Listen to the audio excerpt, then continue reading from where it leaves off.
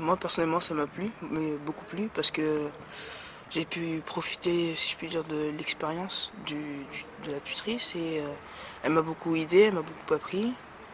Elle m'a montré un peu ce que ressemblait, à quoi ressemblait le monde du travail, enfin voilà quoi.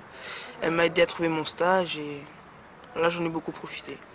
On est allé voir le match au Vélodrome, on a joué même à la PlayStation, on a passé de bons moments ensemble, c'était bien et je lui ai parlé d'un peu tout la vie dans le collège et on a parlé d'un stage que je devais faire. Il m'a aidé pour le rapport de stage, je lui ai raconté comment ça s'est passé, c'était bien et je suis heureux d'avoir cette étude. Tu dirais mission accomplie alors ou pas? Voilà. Ouais.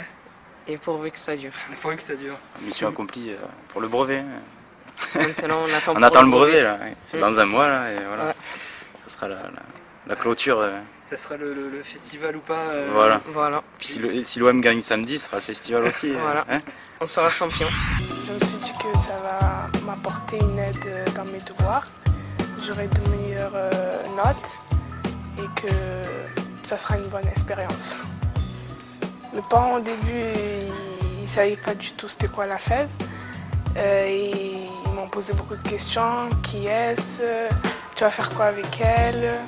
Et puis après, je les ai expliqué, mais ils n'avaient toujours pas compris. Et il fallait que Isia et Sarah viennent à la maison pour qu'ils voient les personnes, pour qu'ils aient confiance en eux et pour qu'après ils acceptent. Mais au début, c'était pas facile. Au centre de formation de l'OM, je pense que ce qui a apporté, c'est de montrer la vraie réalité des choses en fait. Et on a rencontré des joueurs et ils nous ont expliqué que le métier de footballeur, c'était pas facile.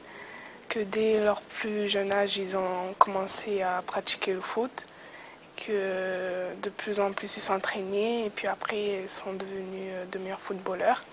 Et que pour faire ce qu'on aime, il faut souffrir, il faut travailler, il faut se donner le moyen de réussir. J'ai eu du mal des fois à cerner le problème de Naïla et ce qu'elle attendait. Par exemple, pour un exercice de maths, elle faisait faux à chaque fois. Et moi, j'arrivais pas à cerner pourquoi elle faisait faux. Et en fait, il fallait passer par plusieurs moyens de s'exprimer, la façon de voir les choses aussi, la façon de voir le problème en fait. Isia m'a permis d'avoir confiance en moi, de ne pas toujours utiliser la calculatrice.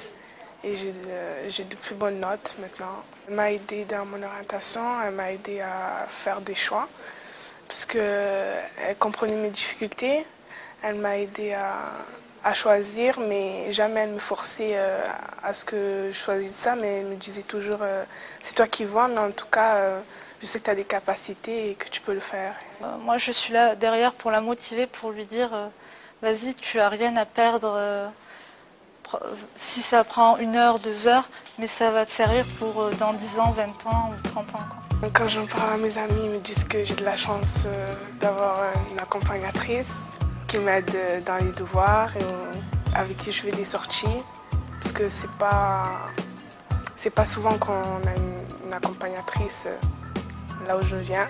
Une tutrice, c'est pas que le travail, ça peut aussi être une amie. On peut discuter de tout, elle est là pour nous écouter.